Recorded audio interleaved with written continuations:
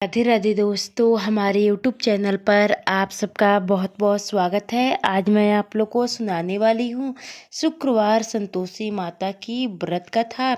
शुक्रवार के दिन माँ संतोषी का व्रत पूजन किया जाता है। इस पूजन के दौरान माता की आरती पूजन तथा अंत में माता की कथा सुनी जाती है। आइए जाने शुक्रवार के दिन जाने वाली संतोषी माता के व्रत कथा क्या है। संतोषी माता के एक बुढ़िया थी, उसके 7 बेटे थे, 6 कमाने वाले थे जबकि एक निकम्मा था। बुढ़िया 6 बेटों की रसोई बनाती, भोजन कराती और उनसे जो कुछ जूठन बचता वह 7वें को दे देती। एक दिन वह पत्नी से बोला, देखो मेरी माँ को मुझ पर कितना प्रेम है। वह बोली, क्यों नहीं, सबका जूठन जो तुमको खिलाती हैं।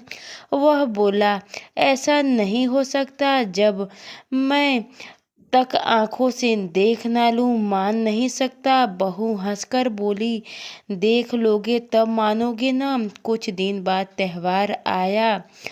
घर में 7 प्रकार के भोजन और चूरमे के लड्डू बने। वह जांचने को सिर दुखाने का बहाना कर पतला वस्त्र सिर पर ओढ़कर रसोई घर में सो गया। वह कपड़े में से सब देखता रहा। 6 भाई भोजन करने आए। उसने देखा माँ ने उनके लिए सुंदर आसन बिछाया, नाना प्रकार की रसोई परोसी और आग्रह किया उन्होंने जमाया। वह देखता रहा। 6 भोजन करके उठे तब माँ ने उनकी जूठी थाली में से लड्डू के टुकड़े उठाकर एक लड्डू बनाया। जूठन साफ कर बुढ़िया माँ ने उसे पुकारा, बेटा 6 भाई भोजन कर गए, अब तू ही बाकी है, उठ, तू कब खाएगा। वह कहने लगा, माँ मुझे भूख नहीं है, मैं अब परदेश जा रहा हूँ। माँ ने कहा, कल जाता तो आज ही चला जा। वह बोला, हाँ आज ही जा रहा हूँ। यह कहकर वह घर से निकल गया। 7वें बेटे का परदेश जाना। चलते समय पत्नी की याद आ गई। वह गौशाला में कड़े उबले थाप रही थी। वहां जाकर बोला, हम जावे परदेश, आवेगे कुछ काल, तुम रहियो संतोष से धर्म अपने पाल। वह बोली, जाओ पिया अनंत से, हमारो सोच हटाए, राम भरोसे हम रहे, ईश्वर तुम्हारे सहाय। 2 निशानी अपना देख धरू में धीर, सुधी मति हमारी बिसरियो रखियो मन गंभीर। वह बोला, मेरे पास तो कुछ नहीं, यह अंगूठी है सो ले और अपनी कुछ निशानी दे। वह बोला, मेरे पास क्या है, यह गोबर भरा हाथ है। यह कहकर उसके पीठ पर गोबर के हाथ की थाप मार दी। वह चल दिया। चलते चलते दूर देश पहुंचा और वहां एक साहूकार की दुकान था। वहां जाकर कहने लगा, भाई मुझे नौकरी पर रख लो, साहूकार को जरूरत थी। बोला, रह जा। लड़के ने पूछा, तनख्वाह क्या दोगे। साहूकार ने कहा, काम देखकर दाम मिलेगा। साहूकार की नौकरी मिली। वह सुबह 7 बजे से 10 बजे तक नौकरी जाने लगा। कुछ दिनों में दुकान का सारा लेन देन, हिसाब किताब, ग्राहकों को माल बेचना, सारा काम करने लगा। साहूकार के 7-8 नौकर थे, वे सब चक्कर खाने लगे, यह तो बहुत होशियार बन गया है। सेठ ने भी काम देखा और 3 महीने में ही उसके आधे मुनाफे का हिस्सेदार बना दिया। वह कुछ वर्ष में ही नामी सेठ बन गया और मालिक सारा कारोबार उस पर छोड़कर चला गया। इधर उसकी पत्नी को सास ससुर दुख देने लगे। सारी गृहस्थी का काम करा के उसे लकड़ियां लेने जंगल में भेजते। इस बीच घर के आटे से जो भूसी निकलती उसकी रोटी बनाकर रख दी जाती और फूटे नारियल की नरेली में पानी एक एक दिन वह लकड़ी लेने जा रहे थे। रास्ते में बहुत सी स्त्रियां संतोषी माता का व्रत करती दिखाई दी।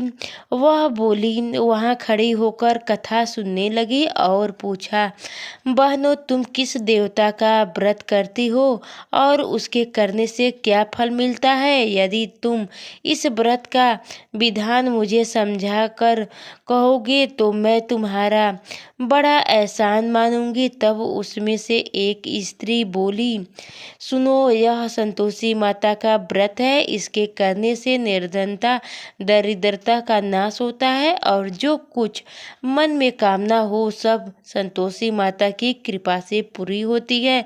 तब उसने उससे व्रत की विधि पूछी।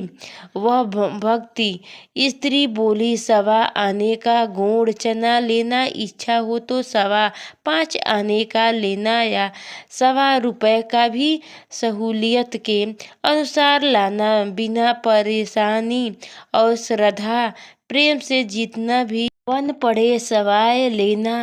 प्रत्येक शुक्रवार को निराहार रहकर कथा सुनना, इसके बीच क्रम टूटे नहीं, लगातार नियम पालन करना। सुनने वाला को कोई ना मिले तो घी का दीपक जलाना, उसके आगे या जल के पात्र को सामने रखकर कथा कहानी। जब कार्य सिद्ध ना हो, नियम का पालन करना और कार्य सिद्ध हो जाने पर व्रत का उद्यापन करना।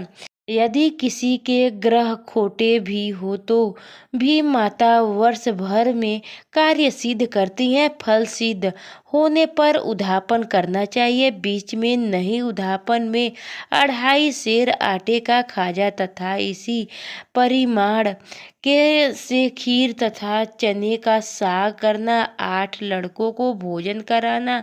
यहाँ तक मिले देवरानी जेठानी भाई बंधु से हो, ना मिले तो रिश्तेदार और पास पड़ोसी को बुलाना, उन्हें भोजन कराना, यथाशक्ति दक्षिणा देना। माता का नियम करना, उस दिन घर में खटाई ना खाना। यह सुन बुढ़िया के लड़के की बहू चल दी। व्रत का प्रण करना और माँ संतोषी का दर्शन देना। रास्ते में लकड़ी के बोझा को बेच दिया और उस पैसों से गुड़ चना ले माता के व्रत की तैयारी करे। आगे चली और सामने मंदिर देखकर पूछने लगे, यह मंदिर किसका है? सब कहने लगे, संतोषी माता का मंदिर है। यह सुनकर माता के मंदिर में जाकर चरणों में लौटने लगी।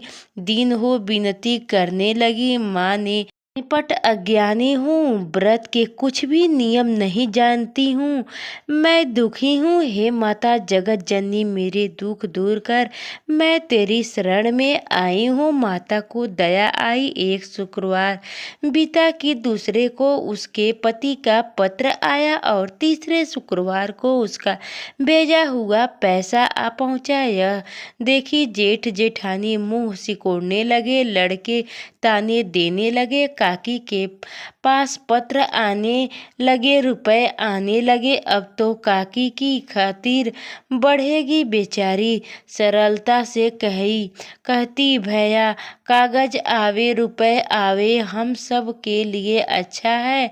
ऐसा कहकर आंखों में आंसू भरी संतोषी माता के मंदिर में मातेश्वरी के चरणों में गिरकर रोने लगी। माँ, मैंने तुमसे पैसा कब मांगा है? मुझे पैसा से क्या काम है? मुझे तो अपने सुहाग से काम है। मैं तो अपने स्वामी के दर्शन मांगती हूँ। तब माता ने प्रसन्न होकर कहा, जा बेटी, तेरे स्वामी आएगा। यह सुनकर खुशी से बावली हो उठकर घर में जाकर काम करने लगी। अब संतोषी माँ विचार करने लगी, इस भोली पुत्री को मैंने कह दिया तो है तेरी पति आएगा, लेकिन कैसे? वह तो इसे स्वप्न में भी याद नहीं करता। उसे याद दिलाने को मुझे ही जाना पड़ेगा। इस तरह माता की उस बुढ़िया के बेटे के पास जाकर सपने में प्रकट होकर कहने लगी, साहूकार के बेटे सो रहा है या जाग रहा है? वह कहने लगा, माता सोता भी है नहीं, जागता भी नहीं। कहो क्या आज्ञा है। माँ कहने लगी तेरे घर बार कुछ है कि नहीं। वह बोला मेरे पास सब कुछ है, माँ बाप है, बहू है, क्या कमी है। माँ बोली भूले भोले पुत्र तेरी बहू घोर कष्ट उठा रही है, तेरे माँ बाप उसे परेशानी दे रहे हैं, वह तेरे लिए तरस ही रही है, तू उसकी सूध ले। वह बोला हाँ माताजी यह तो मालूम है, परंतु जाऊं तो कैसे। परदेश की बात है, लेन का हिसाब कोई हिसाब नहीं है, कोई जाने का रास्ता नहीं आता, कैसे जाऊं।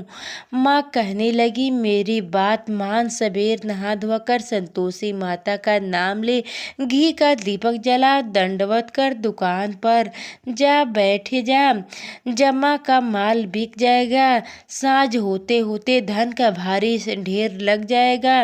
अब बूढ़े की बात मानकर वह नहा धोकर संतोषी माता को दंडवत घी का दीपक जलाकर दुकान पर जा बैठा। थोड़ी देर में देने वाले रुपए आने लगे, लेने वाले हिसाब लेने लगे। कोठे में भरे सामान के खरीदार नगद जमा दे सौदा करने लगे। शाम तक धन का सारा ढेर लग गया।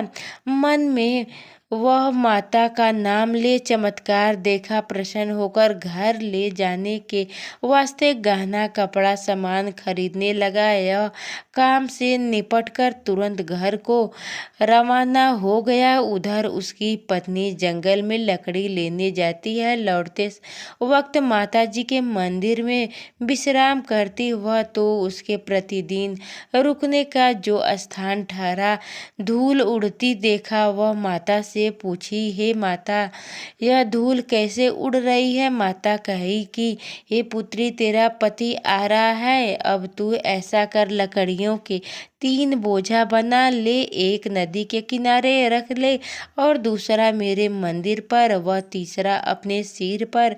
तेरे पति को लकड़ियों का गट्ठा देकर मोह पैदा होगा, वह यहाँ रुकेगा, नाश्ता पानी खाकर माँ से मिलने जाएगा। तब तू लकड़िया का बोझा उठाकर ले जाना और चौक में ठहर कर जोर से आवाज लगाना, लो सासू जी लकड़िया का गट्ठा लो, भूसी को रोटी दो, नारियल के खेपड़े में पानी दो, आज मेहमान कौन आया है। माताजी से बहुत अच्छा कहकर वह प्रसन्न मन से लकड़िया के 3 गट्ठे बनाई, एक नदी के किनारे और एक माताजी के मंदिर पर रखी। सूखी लकड़ियाँ देख उसकी इच्छा उत्पन्न हुई कि हम यहीं पर विश्राम करें और भोजन बनाकर खा पीकर गांव जाएं। इसी तरह रुककर भोजन बनाकर विश्राम करके गांव को गया।